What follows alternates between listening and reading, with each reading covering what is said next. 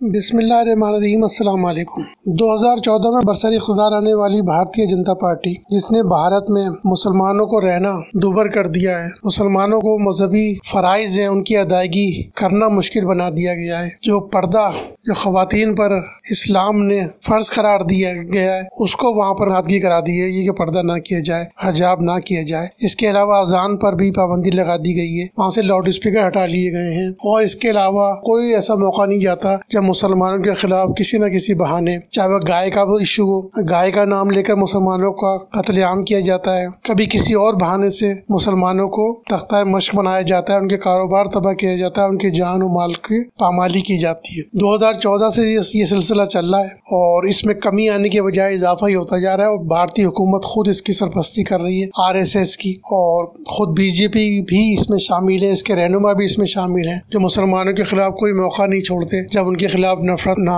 پھیلائی جائے۔ مسجدوں پہ آپ کو پتہ ہی ہے کہ مسجدوں پہ بھی نہ صرف قبضے کیے جاتے ہیں، ان کو نظر آتش شہید کیا جاتا ہے، اور اس کے علاوہ کوئی موقع نہیں چھوڑا جاتا کہ مسلمانوں کا کاروبار تباہ نہ کیا جائے۔ یہ سلسلہ چل ہی رہا تھا، لیکن وہ کہتے ہیں نا کہ ہر عروج کو زوال تو ہوتا ہے نا، تو یہی بھارتی حکمراں جماعت اب خود اسی اپنے پھندے میں پھنس گئی ہے، اور اس کی جو ترجمان تھیں، قومی ترجمان، انہوں نے ہمارے رسول صلی اللہ علیہ وآلہ وسلم کے بارے میں اس طرح کے کلمات، توہین آمیز کلمات کہے کہ اس کے بعد پوری اسلامی دنیا، خاص طور سے خلیج کے وہ ممالک جن کی بھارت کے ساتھ تجارت ہے، اور بھارت کا تقریباً 65 لاکھ جو ورکر ہیں وہ ان ممالک میں کام کرتے ہیں، اس کے علاوہ تقریباً $87 بلین کی تجارت ہوتی ہے ان ممالک سے۔ ان ممالک نے پھر اس جو حضور صلی اللہ علیہ وسلم کی توہین کی گئی، اس کے بارے میں شدید ترین الفاظ میں نہ صرف مذمت کی بلکہ بھارتی سفیروں کو اپنے ملک میں طلب کیا گیا، ان سے باہر سے معافی مانگنے کے لیے کہا گیا،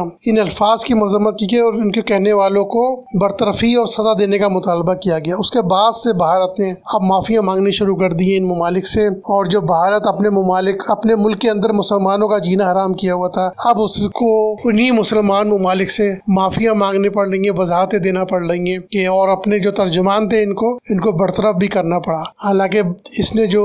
نے یہ بیان دیا تھا قومی ترجمان، اس کو تو صرف معطل کیا ہے دنیا کی آنکھوں میں دھول جھونکنے کے لیے، لیکن پھر بھی یہ بچ نہیں سکے گا اس کو صرف معطل کرنے سے، اس کو نہ صرف پارٹی سے نکالنا پڑے گا بلکہ اس کی سزا بھی دینی پڑے گی۔ اس کا جو آغاز ہے وہ بھارت کی حکمراں جماعت جو ہے اس کی قومی ترجمان کی جانب سے پیغمبر اسلام رسول اللہ صلی اللہ علیہ وسلم کے بارے میں توہین آمیز کلمات پر عرب کے خلیجی ممالک ایران اور پاکستان نے شدید رد عمل کا اظہار کیا۔ پاکستان کے وزیر اعظم جناب شہباز شریف نے بھی اس کی بھرپور مذمت کی، جبکہ BJP نے اپنے ان دونوں ترجمانوں کو برطرف بھی کر دیا ہے، اور یہ برطرفی عرب ممالک کے شدید رد عمل کے باعث ہوئی ہے کہ جس میں ان ممالک نے اس توہین کو ناقابل قبول قرار دیا تھا۔ BJP نے عرب ممالک کے شدید احتجاج کے بعد پارٹی کی قومی ترجمان نوپور شرما کو پارٹی کی بنیادی رکنیت سے معطل کر دیا، جبکہ دہلی یونٹ کے ترجمان نوین کمار جندل کو پارٹی سے برطرف کر دیا گیا ہے۔ یوں تو یہ بیان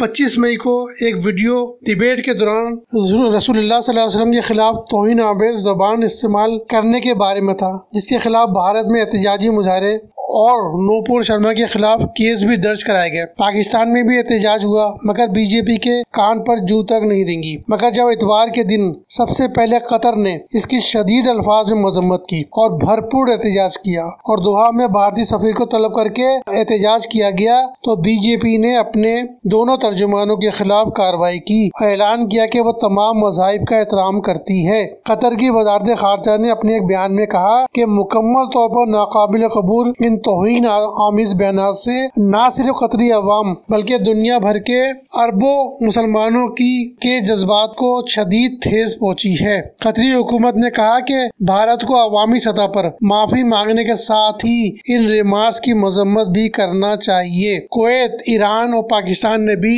بھارت کے سفیروں کو طلب کر کے ان توہین آمیز کلمات کی شدید مذمت کی۔ سعودی عرب نے بھی رسول اللہ صلی اللہ علیہ وسلم کے بارے میں کیے گئے توہین آمیز تبصروں کی مذمت کی اور انہیں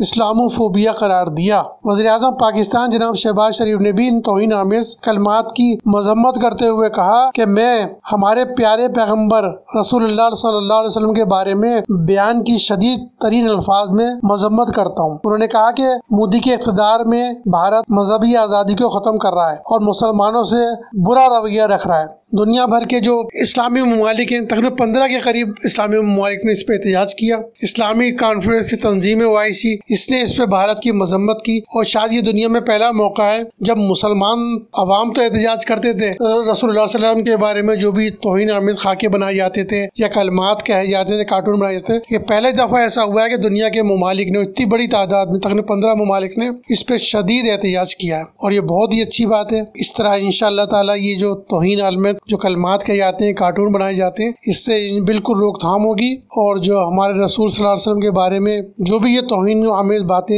یہ ختم ہوں گی اللہ نے چاہا۔ اور اسی OIC بنی اس لیے تھی کہ اگر اسلامی ممالک متحد ہو گئے تو دنیا بھر میں مسلمانوں کے خلاف جو بھی کچھ ہوتا ہے وہ ختم ہو سکے گا، اور اس کی ابتدا انشاءاللہ اب ہوگی کہ اتنا بڑا جو فیصلہ، جو رد عمل آیا ہے اس وقت اسلامی ممالک کی طرف سے، اور بھارت کو اس نے گھٹنے ٹیکنے پر مجبور کیا ہے۔ بھارت میں جو مسلمانوں کے خلاف جو کچھ ہو رہا ہے، آپ کو یاد ہوگا کہ ابھی تھوڑے دنوں پہلے ہی جو حجاب کے بارے میں جو کچھ ہوا تھا، اس پہ جو ہماری بیٹی، مسلمان بیٹی تھی مسکان نے، اس نے ان کا مقابلہ اکیلے تنہا تنہا کیا تھا، اللہ اکبر کے نعرے لگائے تھے، اور اسی طرح وہاں کے مسلمان جو تنہا تنہا مقابلہ کر رہے تھے بھارت کے ان مظالم کا، وہاں کے جو ہندو ہیں شدت پسند، ان کے مظالم کا، اپنی جانیں دے رہے تھے، اپنے مال کی قربانی دے رہے تھے، ان کو انشاءاللہ اب حوصلہ ملے گا، اور دنیا بھر کے مسلمان اب اسی طرح ان کا ساتھ دیں گے، اٹھ کھڑے ہوں گے، تو پھر بھارت کو بھی، مودی کو بھی اور بھارتی جنتا پارٹی کو بھی ان کے خلاف آپ کو اقدام کرنے سے پہلے 10 مرتبہ سوچنا پڑے گا۔ السلام علیکم۔